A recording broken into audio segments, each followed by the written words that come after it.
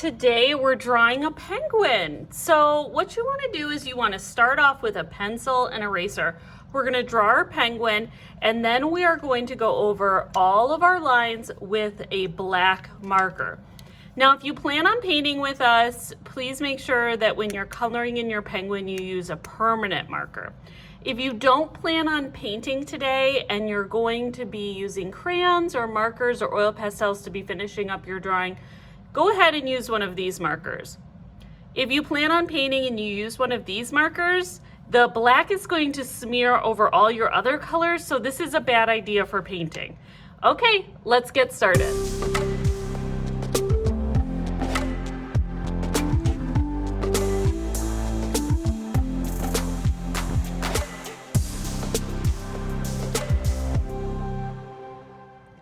Okay, now from here you can decide what you want to do. If you're painting, don't use one of these.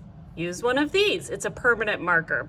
If you're not painting, you can use one of these to color in the black parts of your penguin, or you could use any other medium you have at home. Crayon, marker, oil pastel. I'm going to be using my black Sharpie to fill in my black areas of my penguin. And then I'll be back to talk to you about adding a background to your penguin where he lives.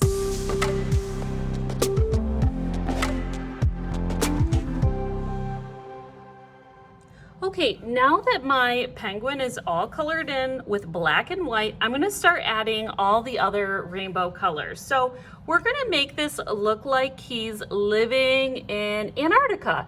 So I'm going to be using a lot of blues and purples to make a background. And I'm also going to add a horizon line, and that's the line that's going to divide the bottom of my paper where the penguin is standing from the background. So make sure you're using cool colors, and specifically stick to a lot of blue and purples to represent snow and ice. Okay, here we go.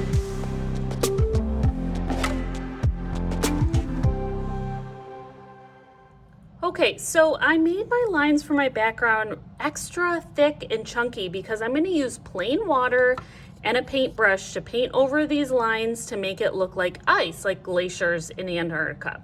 So just get a water cup and a plain paintbrush, and we're going to go over all of our lines for icy blue ice in the background and a little bit down here to show the ice that the penguin is standing on.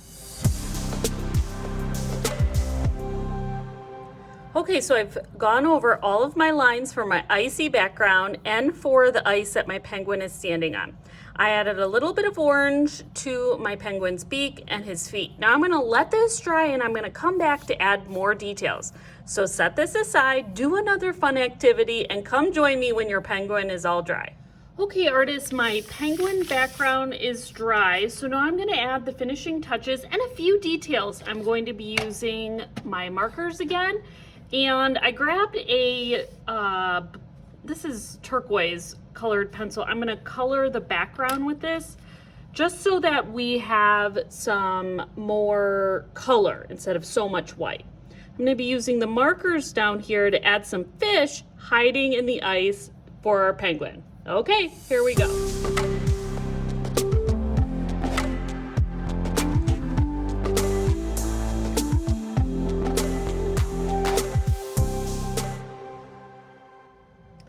Okay, artists, my penguin with the Antarctic background is done. I hope you really enjoyed this project, including personalized details in the background for your penguin. I'll see you next time. Bye.